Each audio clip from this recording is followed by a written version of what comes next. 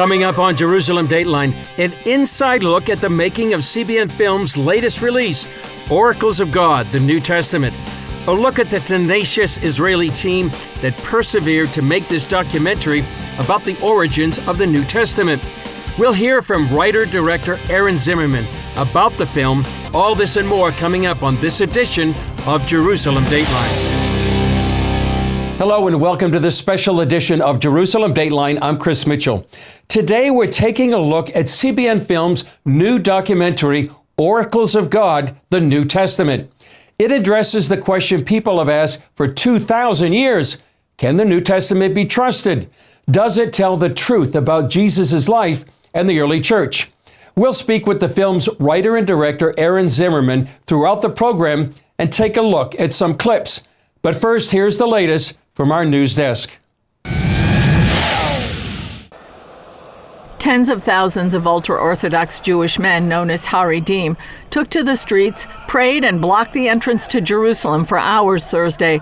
They were protesting a proposed law to draft religious students into the army and the government's arrest of Haredi draft dodgers. One young man fell to his death after climbing to the top of a crane, and hundreds clashed with police. It is not worth it to fight with each other. We are all for the Torah. We are all the children of the Creator of the world in this country, and we all need to be one people. We are all a family. Military service in Israel is mandatory, except for the ultra-Orthodox who are exempt. That causes great political and social friction here in Israel, especially now after 2 years of war. And I'm here today on behalf of all the reservists, all the soldiers, all the people who were injured in this war, all the families who lost their beloveds, to tell my brothers, the Haredim, join us. There is no contradiction between serving in the army and serving the Torah and studying Torah. Later on Thursday, Hamas returned 2 more bodies of murdered hostages. Amiram Cooper, 84, one of the founders of Kibbutz Nir Oz, was kidnapped and murdered in captivity.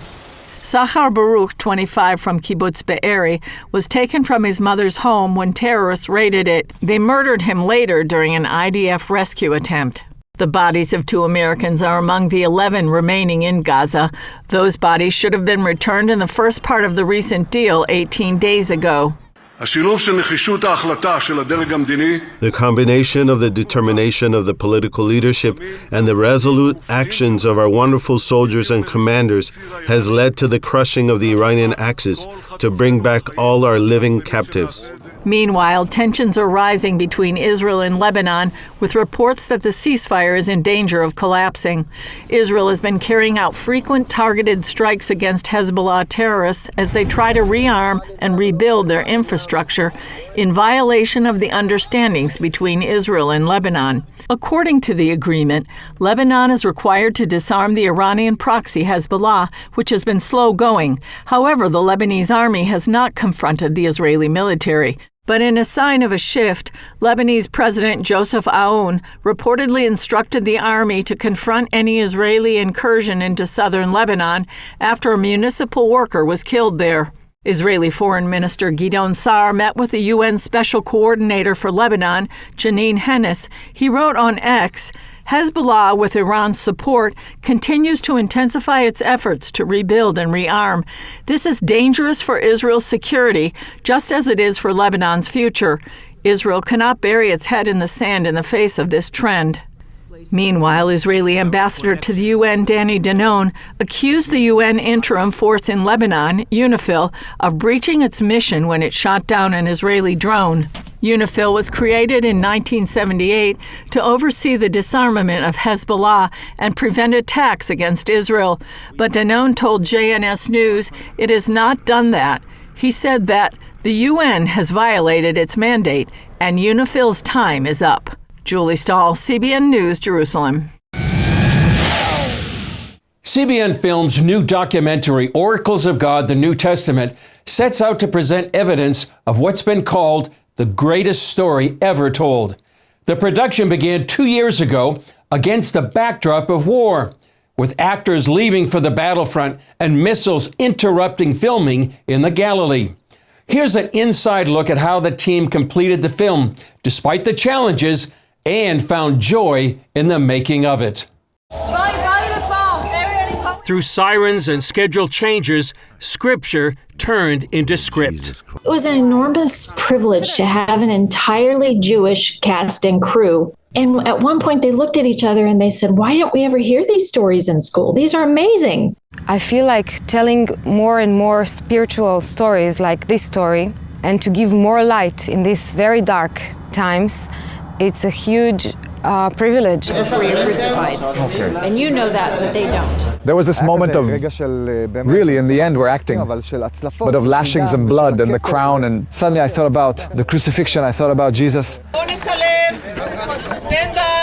Father! I thought about the crucifixion itself, and that moment when Jesus is crucified is simply something that is etched. I think there's no person in the world for whom that image isn't etched in their mind. Action! You know, I've been working with the same crew for about 8 years, I would say, and there was such joy and unity on this set. We enjoyed every second. 7th of October, almost all of us lost the joy. I personally lost my joy. I lost it completely. And I don't know why this production gave me back the joy. We got a close-up of him putting his hand, and we'll put the fake nail. I'm going to do wounds and cuts and beating, and suddenly in this production, it became art again. Even though war caused issues, it couldn't stop God's timing. Spiritual hunger has led to resurgence in the Bible, especially among the young. Aaron's been watching the numbers. You were citing actually some statistics from back in 2024 where Bible reading is actually exploding. Tell us why this film kind of hits this the growing hunger for knowing about what's in the Bible.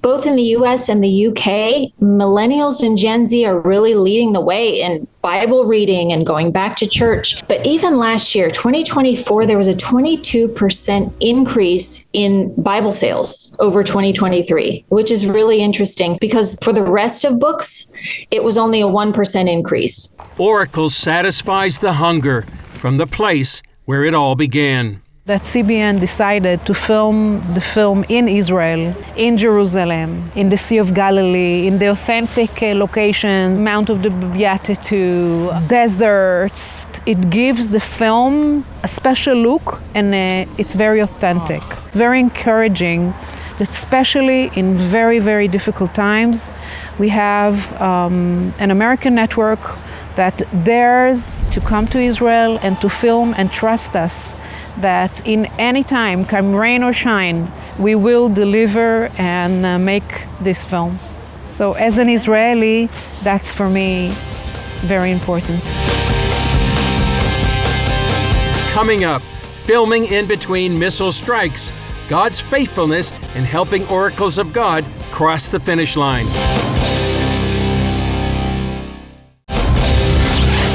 Blessed are the peacemakers, for they will be called the children of God.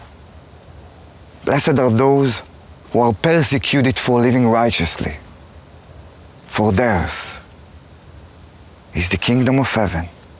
Aaron Zimmerman, thanks for joining us. You're the writer and director of Oracles of God, the New Testament. This is a project that started way back in 2017. Tell us how it made it all the way here to 2025.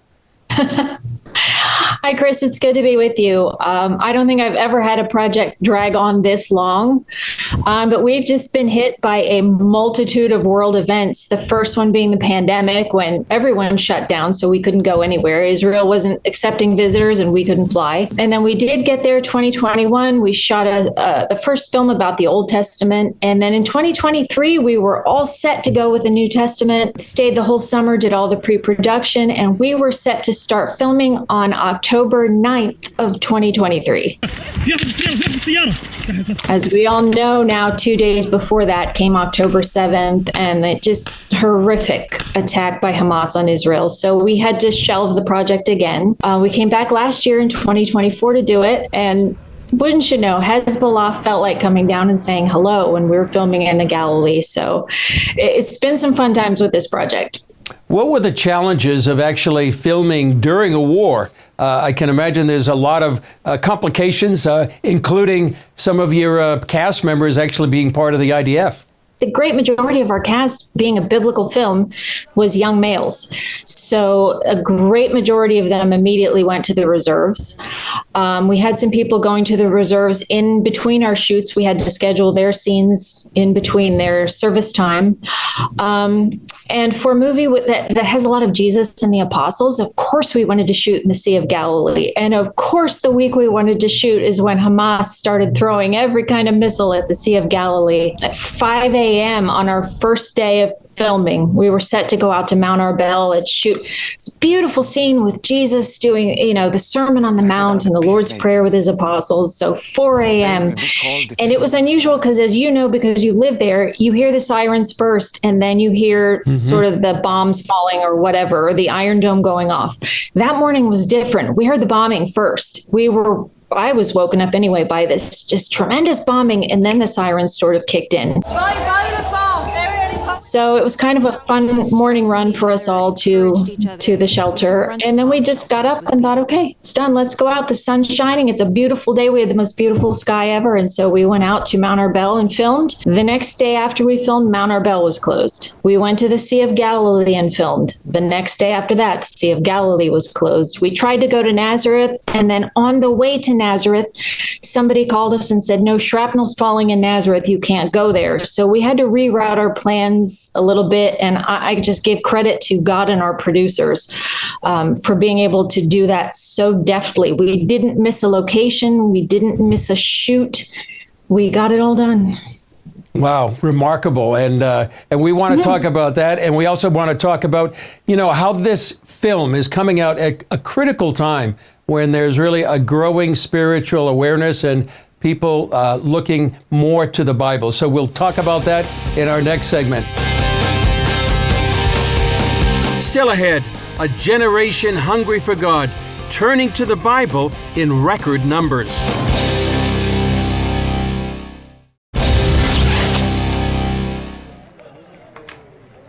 I said 4.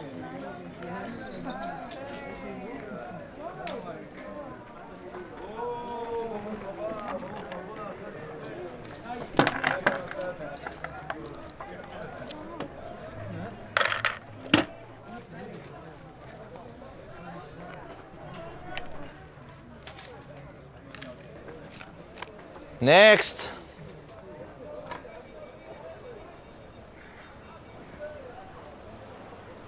I said next. Matthew, son of Alphaeus. Who are you? Follow me.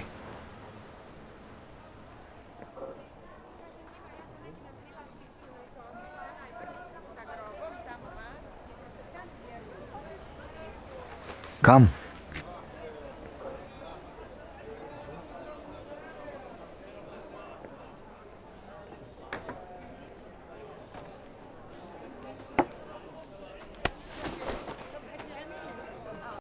Welcome back, Aaron Zimmerman. There seems to be a growing awareness, and you were citing actually some statistics from back in 2024 where Bible reading is actually exploding.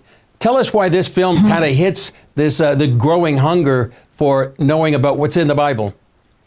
Sometimes we really question God's timing and things. As I said earlier, I started this project in 2017. I thought we'd be done by 2019. But God has his plan, and he knew that right now there was going to be this resurgence of hunger in the Bible, especially with young people. That's the really shocking thing. Both in the US and the UK, millennials and Gen Z are really leading the way in Bible reading and going back to church. But even last year, 2024, there was a 22% increase in Bible sales over 2023, which is really interesting because for the rest of books, it was only a 1% increase.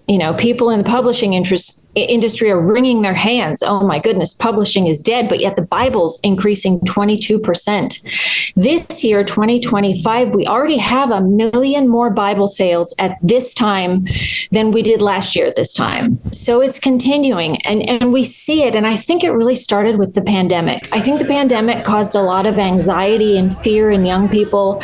and, having to not go to school. They just weren't used to anything like that. And there's a lot of anxiety and there's a lot of looking for hope. And, it just doesn't seem like the whole world's on fire and you're really in the center of it right now. But there's so much violence in America. There's so much war everywhere else, Russia, the Middle East, everywhere.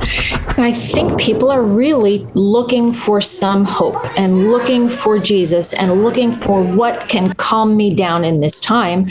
And they're going to the Bible. And I think it was natural because they've been, honestly, young people have been kept from the Bible for so long by their schools, by society. It's going to circle back around. They'll eventually rebel and things are so attractive when they're forbidden. If you forbid the Bible, they're going to get there. Like that. That's perfect. Okay. So as the writer-director, in what way did you want to sort of literally bring the Bible to life? We have this tremendous gift with the New Testament that we didn't have in our Old Testament movie. And this gift is called the Church Fathers. This generation of Christians that was one or maybe two generations removed from the apostles. Some of them were even actually direct students of the apostles. So they heard all of these stories firsthand. So I went back to the source. I went to these church fathers and heard what they said about how they were written. And I learned some really funny things, including this was a funny thing to me, but you'll have to watch the movie to see it. Why John wrote his gospel. You have to remember, John's gospel was written around AD 90, about 30 years after the rest of the apostles. So he read the first three gospels and decided he had to write his own. So we explain why. And for me, it was kind of funny. And we're going to talk more about the making of Oracles of God, the New Testament, when we come back. When we come back, final thoughts from Oracles of God writer-director Aaron Zimmerman.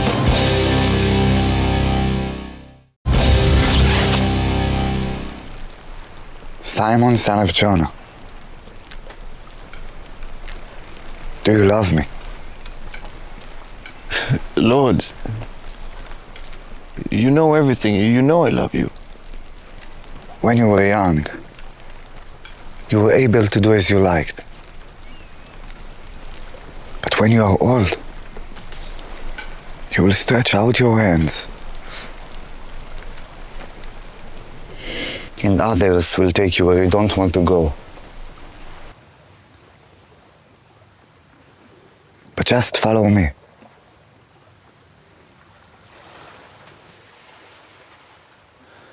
What about him, Lord? If I want him to remain alive until I return, what's that to you?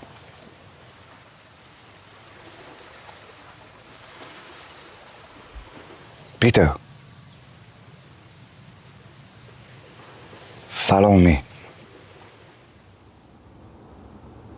Aaron, tell us what you want viewers to take away when they go and see the movie. Well, we see a lot of stories about Jesus in a lot of movies and television programs, and they're amazing. And I think they've really resurrected an interest in Jesus and in the apostles and what his life was like on earth. So we're doing something that's a very complimentary story. How did we get those stories, and were they written down correctly? There's been a move for a couple hundred years now to sort of discredit the Bible and say, well, it wasn't written at the time. It was written a few hundred years later, and it couldn't have been written by eyewitnesses, and all that nonsense. So we go back to the church fathers again, these people who learned at the feet of some of the apostles, heard all the stories, and we're going to show you how those stories were written down. What sources? Think about it. Would you remember something so clearly that you'd seen 20 or 30 years ago? When these apostles were writing, they were writing about 20, 30 years after the time of Jesus. What were their sources? There were sources that are not actually in the Bible. So we look at that. We look at how and when they wrote things down. We look at why they wrote things down. So I feel like this is everything that Jesus wanted us to know when he left. We didn't have the privilege of walking with him in the Galilee. We didn't have the privilege of being in the Old Testament and hearing the audible voice of God booming down at us. What we have is the Holy Spirit, and we have this Bible, this final love letter. So to me, it's the most important piece of writing that can be in our lives. Why do we not want to know how it was written and by whom and where? I want to know everything about this book that was Jesus' final gift to us. So that's what I want people to walk away with, just how the whole process came about and how the Holy Spirit really guided this process to make sure that the words that were written down 2,000 years ago are the words we have today in our Bible, in our iPad, however we read it. Well, what a great takeaway. Great. We look forward to it, Erin. Thanks for joining us. Well, that's all for this special edition of Jerusalem Dateline about Oracles of God, the New Testament. Thanks for joining us. And as always, keep praying for Israel and for the peace of Jerusalem. I'm Chris Mitchell for all of us here at the Jerusalem Bureau. We'll see you next time on Jerusalem Dateline.